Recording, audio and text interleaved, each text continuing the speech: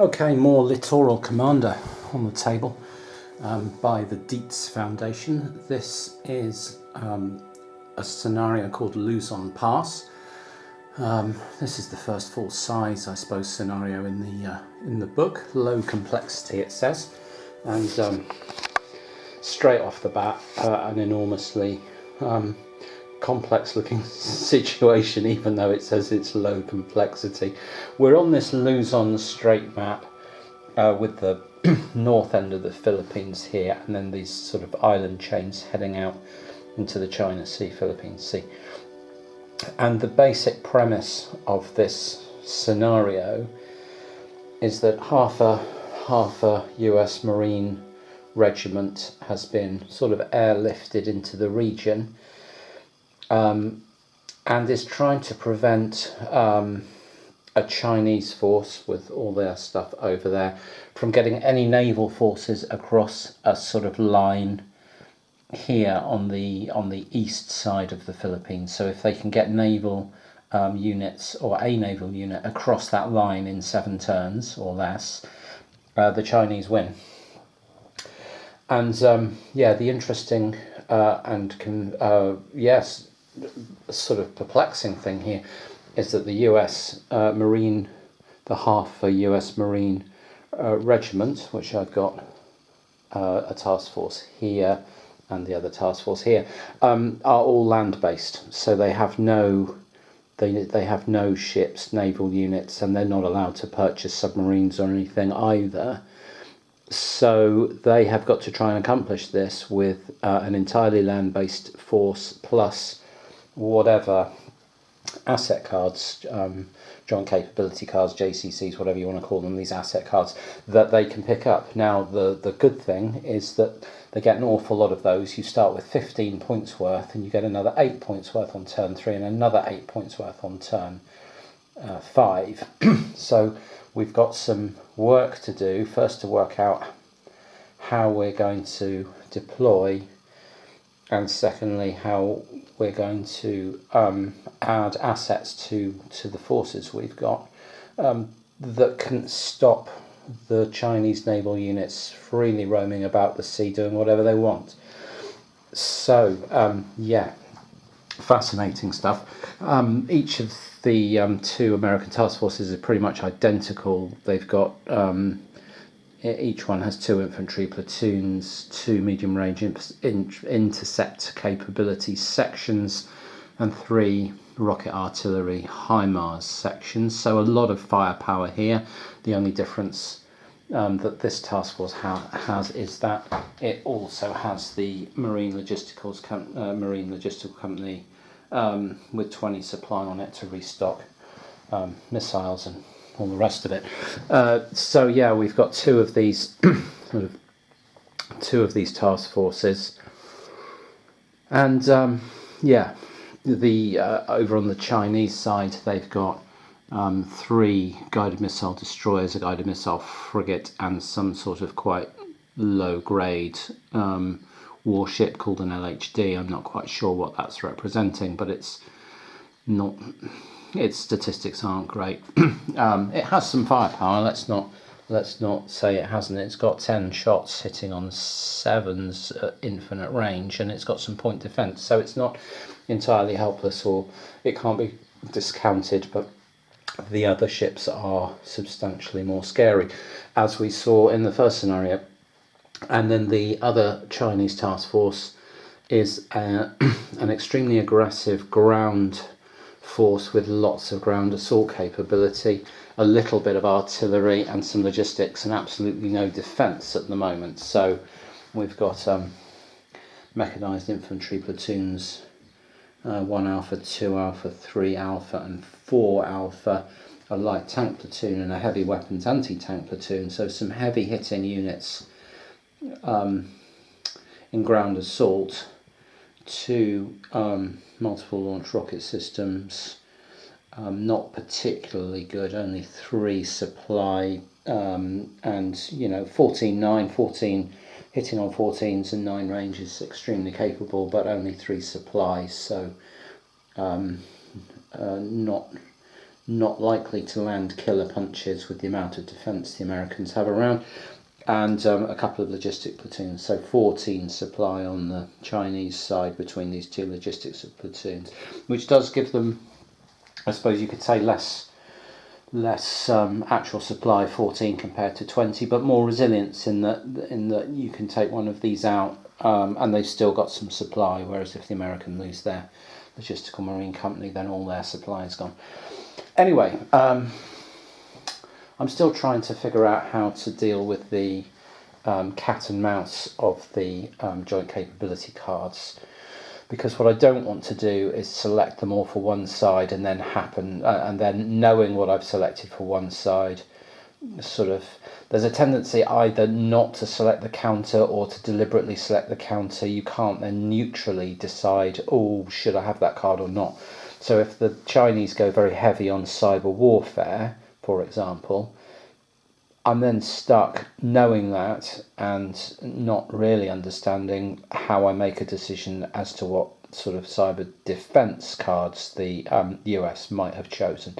So to try and solve that little puzzle, what I'm going to do, I think, is select a deck of, say, 40 points worth of viable cards for each side, and then start dealing them out until I get to 15 points for each side, maybe with a little bit of shimmying backwards and forwards until they hit exactly their 15 points.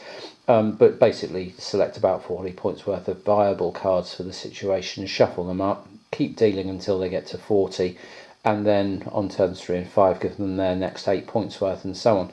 So I'm going to select, like I say, try and select decks and then slightly randomise their cards. It's not ideal, because you might go into the game, an opposed game, with a very, very clear plan based on your JCCs. But you know, we're not here to try and win for one side and not the other, and so that kind of going in with a clear plan approach just leads to lots of second guessing, which I don't really enjoy in solitaire gaming. So I'm not going to do it. I'd much rather find out what happens when the Americans took these cards and the Chinese took these cards than what happens when one very tightly defined plan meets another one. One thing that is coming into the game this time around that we didn't see before is military deception. You can see mil deck there. The US get 10 military deception markers. The Chinese get 8. All the US ones are ground because they have only ground forces, but the Chinese have 5 ground and 3 naval. And these do a couple of things. They can act like dummy stacks because on the reverse they have exactly the same symbol as a standard unit, so you know they're you can't tell them apart from standard units, so you can actually wage sort of dummy stack warfare with them.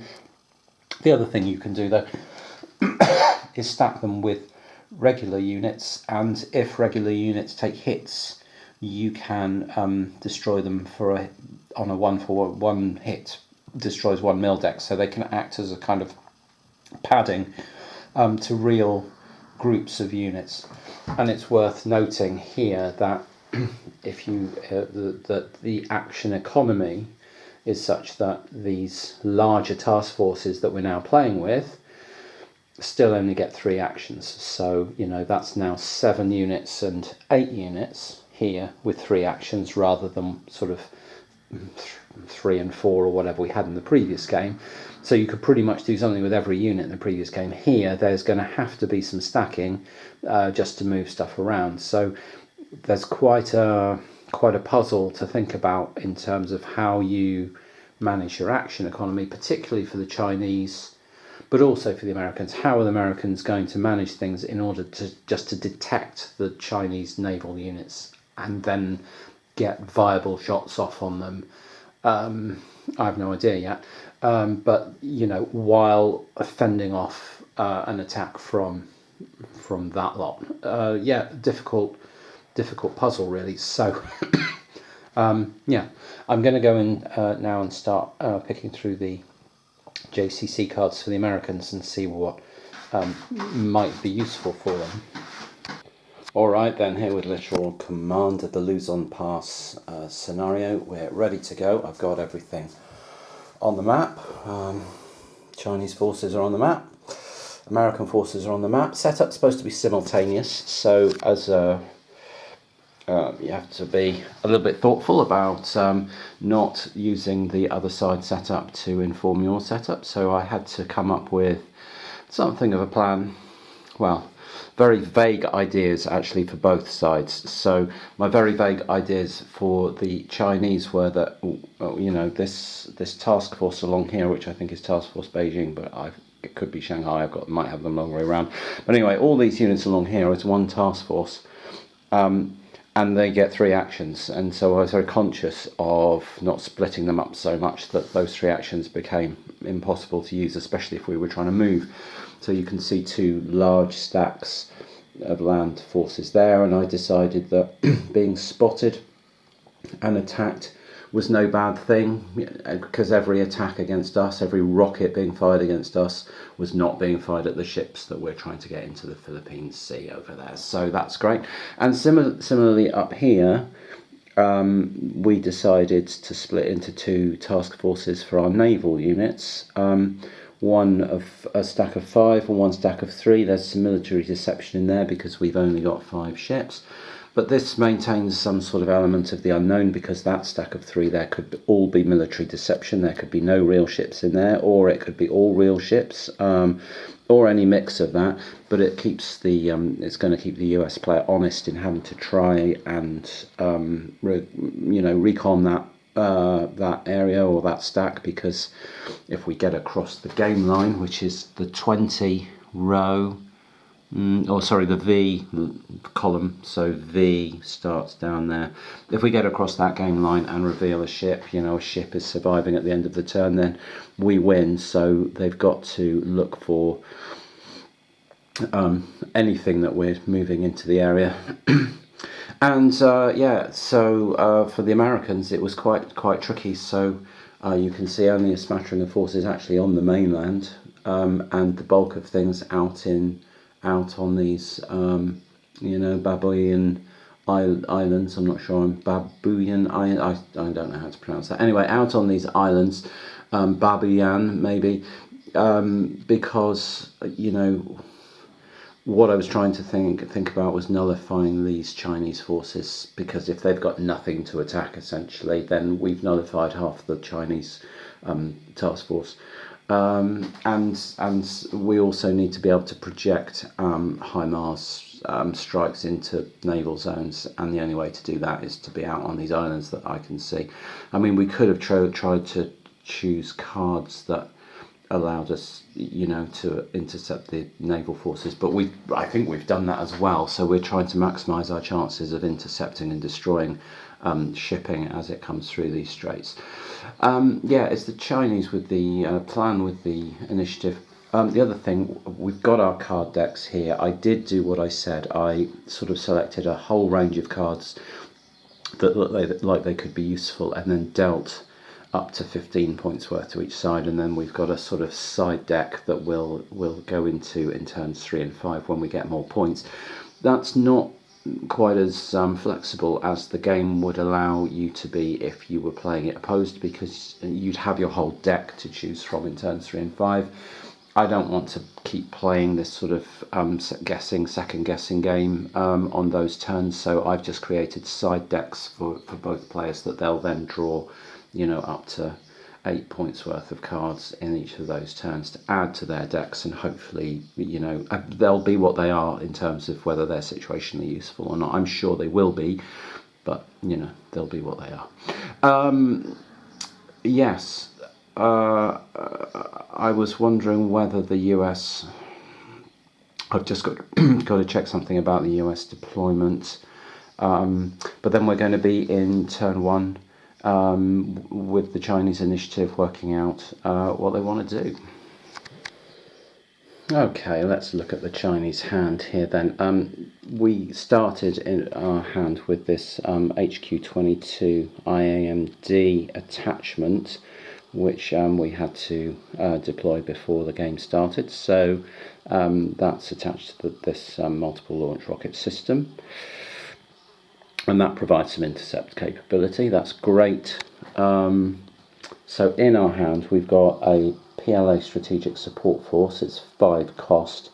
It's a permanent card, and once per turn it allows us to conduct some kind of cyber warfare, nullify an enemy tactical cyber or EMS capability card, add a red cube to the tactical network, remove 2 blue cubes from your network. Enemy tactical cyber or EMS defenses only nullify this card for the turn. So, you know, that's a sort of cyber warfare card. We've got a heavy lift, which allows us, again, it's a permanent card. It can be intercepted or attacked by fighters, but it allows us to resupply, to provide resupply across the ocean, basically. So we could use our logistics platoons here to airlift supplies to our naval forces. So that might be quite useful. And we've got some combat air patrols. And certainly, to begin with, I think getting the PLA Strategic Support Force and the combat air patrols into play looks like a good idea. And then I think getting some shipping moving, although I'd like to move all our shipping together. So this would be there'll be 2 actions to play the PLA Strategic Support Force and the combat air patrols, and that would only leave us 1. So I could either do one card and move both stacks, or I could do 2 cards, but then I think I would have to think about how I would probably then have to use the ground force task force and just move that up. You know, we can't see much to attack with that, so perhaps we're just trying to get things into a position where our multiple launch strike system is useful somewhere on the coast up here. Perhaps move forward. Yeah, so I think what we're going to do as the Chinese is activate our ground-based task force, which doesn't look to have a lot of threat on it or have a lot of use, and so we'll use that to play our cards. We'll use that to get our PLA Strategic Support Force and combat air patrols into play, and then move one of our stacks forward, either with a view to getting our logistics platoon somewhere where the heavy lift will allow a resupply of our ships, or where we can put a multiple launch rocket system somewhere where we can start to place threat on the islands, or both. So let's do that. Okay, all done. The PLA Strategic Support Force came into play, failed to put any threat on the US network, rolled a 19. Combat air patrols got played into play. Ground forces started moving through this orange terrain with the aim of breaking out then into the plains and occupying this port and having that sort of area on this green terrain to sort of attack into this sea or defend this sea area if we want to try and move shipping through there. Maybe that's a good idea, maybe not, but we'll see how the game develops. And it's over onto the US side where I will show their hand. Okay, here's the US hand. So we've played some mines covertly. So I've written down where they are, but we've got four hexes throughout the islands that have got a minefield in them. So we've got some combat air patrols. We've got some space satellites, which are a permanent card. Each turn, choose and roll 1 die. Both on options succeed on a 1 to 13. Reveal all hidden enemy units in a 2x2 hex area. Or reveal 2 enemy ships in any naval zone. Prior to effects, enemy ballistic missile defense may intercept. Reduce the required roll by 5 after its first intercept. Discard after second intercept. And we have to be wary that both the Type 55 Russian ships have got ballistic missile defences on them as free cards. We know that. We know they're fitted with those systems. So we know our space satellites are to some extent vulnerable to that. On the other hand, that would reveal them, because they'd have to reveal a Type 55 in order to use those systems, which we could then shoot at, assuming that they were in range. So I suspect we don't want to put the space satellites into play yet and just let the Chinese fleet shoot at them from a distance over here where we've got no attack against them. I doubt. I mean, the HIMARS has got strikes at range 9. So no, they'll be out of range. We want them much closer to us before we start giving them those tricky difficulties to face. So we'll keep our space satellites under wraps for now. This is interesting though. We've got some P-8A surveillance aircraft. Once per turn, choose one and roll one die, and on a 1 to 14 we can reveal up to 4 enemy naval units on the map or in a naval zone. That's naval zones are these off-map areas down here. You can't quite see them under there, but anyway, naval zone, those won't come into play. But we can reveal up to 4 enemy naval units on the map, or on a 1 to 11 reveal enemy units on 3 adjacent land hexes. Target up to 4 naval hexes to locate an enemy submarine. Okay, so we've got some specialised naval surveillance aircraft there, which obviously I picked because that's what we're trying to do, hunt naval units. I'm slightly annoyed that the Chinese managed to get combat air patrol straight into the air, but you know, I suppose it makes sense for them. I think we're going to have to put our combat air patrols into play, try and sweep the enemy combat air patrols, try and put our P-8As into play and start finding where the naval units are. Or do I want to risk those before they've got anything useful to do when the Chinese could just move and conceal? No, I probably don't. But if I'm not doing that, what am I doing?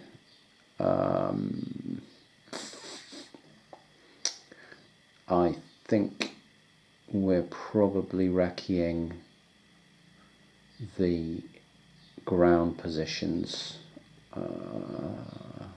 Yeah, that's what we'll do. We'll try and recce the ground positions with our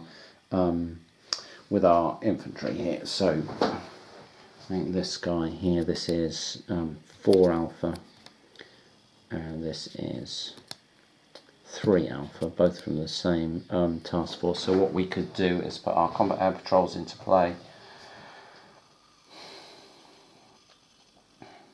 as our first action. So we'll use this task force with 3 and 4 Alpha, and our plan is to try and sweep the opposing combat air patrols. If we manage to do that, I might put the PAA surveillance into play. If I don't manage to do that, then I can advance 3 Alpha and 4 Alpha towards the enemy ground forces and use some zones of reconnaissance to reveal them all. So yeah, we're going to do that. Okay, so straight away we put our combat air patrols into play, swept the Chinese combat air to try and provoke some sort of engagement. We both went for our intercept rolls. We needed a 1 to 5 to intercept the Chinese. The Chinese needed a 1 to 6 to detect us, and the rolls were a 6 for the American, failed to detect, and a 3 for the plan. That's a detection. So the plan combat air patrols now have a roll on a 1 to, I think it's a 1 to 12, is it? Let's check their card. Their card says 1 to 12. So both are going to be spent, but on a 1 to 12 they're going to put a hit on the US combat air patrol, which is going to be unpleasant. They get a 4, and that's an immediate red cube on the US combat air patrols. So that's not an auspicious start. We'll flip these over because they're now both used, but I'll grab a red cube to put on the US.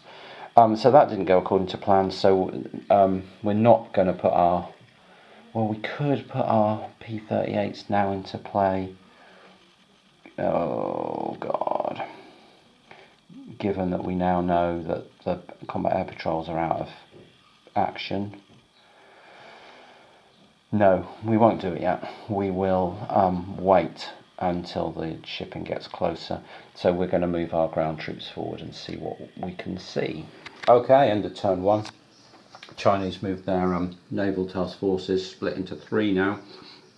Moved them all forward. Didn't take any other actions. American task force didn't have a lot to do, based out on some islands with nothing to sort of really do. So we put some P-8A surveillance aircraft into play, but they missed their role and so didn't find any Chinese naval units. And we move into turn 2, where the Chinese still have the initiative. Okay, Chinese start of turn 3, and the first thing they're going to get going on is some of their free actions. So we'll resolve what happens in the air war. The Chinese combat air patrols here are going to try and intercept both of these, the American combat air patrols and the P-8A surveillance aircraft. So they'll get 2 roles. The Americans are going to throw their combat air patrols up to try and challenge the plan. So they'll get an intercept, a detect roll as well. So we'll make the detection rolls. The US on the blue dice need a 1 to 5, so we'll do that. And they've got a 4, so that's good. So they've got a detection on the Chinese, and then we'll make rolls for the Chinese, who need a 1 to 6 for the fighters.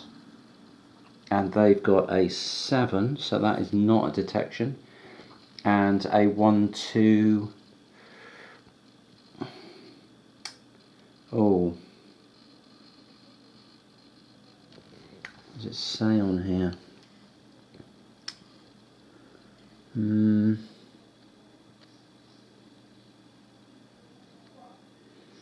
It doesn't say anything about needing a detection roll if you intercept it, so I assume it's automatically well, I assume it's automatically detected, but they'll get a roll to try and nullify, because it's not saying that you have to make a detection roll first.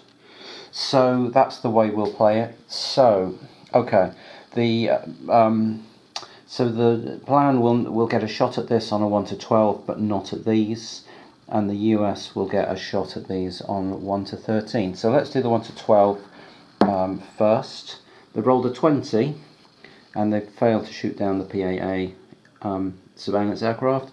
And now the US will have a go on a 1 to 13. And they've got a 9, and they've put a damage into those combat air patrols. So we're on a point of damage each. And the P-8As have not been intercepted. So they are not flipped, everything else is flipped over, and we carry on with the Chinese turn. Okay, end of turn 2 here in Luzon Strait, or Luzon Pass. Terrible time for the Americans. They had their 2 infantry platoons completely overrun by pretty overwhelming Chinese forces. You can see them gone from here and here. They'd done their recon, but the Chinese were just able to run them over with mechanised infantry platoons backed up with light tank and heavy weapons platoons. And they didn't have enough firepower to hold them off really, and didn't actually, I think they inflicted 1 hit in the whole thing, which wasn't very good. And then the Chinese were able to move forward and conceal again. Out at the sea, the Chinese moved their task forces forward like this, and both the P-8As and newly active space satellites that the Americans put into play failed rolls to detect anything. Rolled a 20 with the P-8As and an 18 with the satellites, and achieved nothing. They have restored their tactical network. There's nothing on there, but and they have put obviously a hit into the combat air patrols. But other than that, they're not having any success at all in finding the Chinese naval units, which is going to be a problem, because they desperately need to stop them coming over here. And as you can see, they're already very close. So yeah, tough times. This could be over very quickly. Okay, very difficult times here for the US play in Littoral Commander, Luzon Pass, because The start of turn 3, we drew some new cards for both sides, 8 points worth. I haven't even looked at what the Americans got, but the Chinese kicked us off. Since they still had the initiative, they managed to put a red cube on the American tactical network with the PLA Strategic Support Force. Then they played some electromagnetic spectrum jamming, which succeeded, and it's going to cause this player to lose 2 of their action points. They're only going to get 1 action point this turn. And then following that,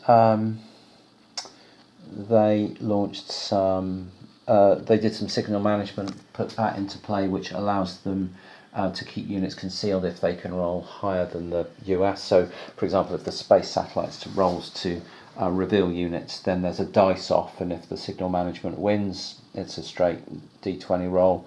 The higher side, if the Chinese are the higher side, they keep their units concealed. So they're trying to prevent their forces being found. The Chinese Combat Air Patrol and US Combat Air Patrol went head to head. That was inconclusive, but the Chinese CAP also shot out the PAAs, so they're gone, and we've got space satellites available still, but of course there's signals management opposing it. And then with their last action point, so they played 2 cards with their final action point, they moved this group of units through here, which is still all concealed. And that is over the winning line on turn 3, so that's pretty scary. Yeah, we've not been able to find anything and fire at anything. And now they've crossed the sort of winning line, and we've got this turn to try and do something about it, and we're down 2 action points, so great. So yeah, let's take a look at what the Americans can do then with their, I mean, they've got 1 action point. Oh yeah, meow. Yeah, don't jump on the table, baby, that's going to make me really annoyed. Yeah, let's have a look then. Let's have a look at the American cards just to see what they've got in their hands, see if there's anything in here that might save them. So we've got a torpedo attack. Oh, okay. Roll 2 dice for a torpedo attack on up to 2 enemy naval units, but they need to be spotted though. I mean, we can't just roll them against random counters. Successful on a 1 to 14, a success destroys the enemy unit regardless of hit points. Prior to its effect, anti-submarine warfare capable ships in the same hex may nullify this with a roll of 1 to 10. Okay, so alright, we've got some maritime mines. Well, the horse is kind of bolted with regards to maritime mines. We did actually have some maritime mines deployed in secret. Unfortunately, they were up over here. We thought the Chinese might make a break round away from the land and try and thread their way through up over here, where there seemed to be far less resistance, but they didn't. They went the shortest route straight through here. Yeah, so maritime mines not so useful. And open source intel. Roll 5 dice for every 1 to 6 rolled. Reveal 1 enemy unit anywhere on the map. Okay, well that's certainly a useful card.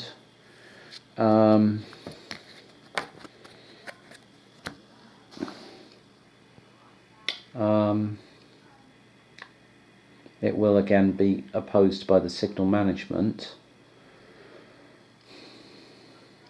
but it may be the best we've got. The other thing is, okay, the other thing that's kind of working in our favour is that this group here that's only got 1 action point because of the electromagnetic spectrum jamming is actually this group up over here, and these 2 infantry platoons, but this is our sort of HIMARS and defence. We've only got 1 action point, but we're miles away from the enemy. It's this group here with 3 HIMARS that are sort of in good firing range, I guess. So we probably want to use the open source intel, give these guys their 1 action point, try and use the space satellites, and then we've got to clear the tactical network as well to give ourselves the best chance to hit. But these guys won't be firing, so maybe we use our 1 action point, try the space satellites, try the open source intel, see if we can spot those naval units, and then give those guys one last hurrah to actually fire at something if possible. Yeah, that looks like it. So let's go for it. So we're activating this group with their one action point. We'll try and identify these guys with our space satellites and see how that goes. They've been useless so far. It's obviously been cloudy. They've got a 13. That succeeds on a 1 to 13. Reveal all hidden enemy units. Reveal all in a 2x2 hex area, or reveal 2 enemy ships in any naval zone. Okay. I think we can reveal all enemy. I think we were going to reveal all. Yeah, I think we can reveal all of these because they're in a 2x2 hex area. I don't know why you'd reveal 2 enemy ships in any naval zone instead of that. Presumably you could identify ones that were miles apart. Okay, well, we'll reveal all of those, but before we do that, they get their signal management role, which says once per turn, whenever the opponent attempts to reveal friendly units with JCC, each team rolls 1 die. If your team rolls higher, keep the targeted units concealed. So we're going to do that. So we'll flip the space satellites, but it's just a straight dice off now. A straight dice off now. And it's an 11 to 6, so the Chinese keep their units concealed thanks to their signals management. Okay. Damn. So now we'll play our open source intel, put that into play, and we can roll 5 dice for every 1 to 6 rolled. Reveal 1 enemy unit anywhere on the map. So we'll roll our 5 dice, and we've got 2 sixes, two successes. But again, oh no, they can't stop that with the signals management. Okay, so I suppose we've got four units here. We can just shuffle them up and flip 2 of them.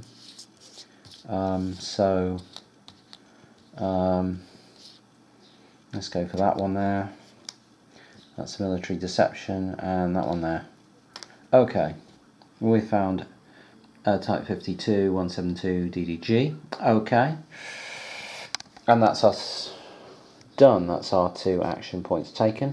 Over to the Chinese side, who've got their land units to do something with, and then we'll see what we can do. Well, here on turn 3 in Luzon Pass, it was all too little, too late. The US did finally spot some Chinese planned naval forces as they'd broken through into the Philippine Sea.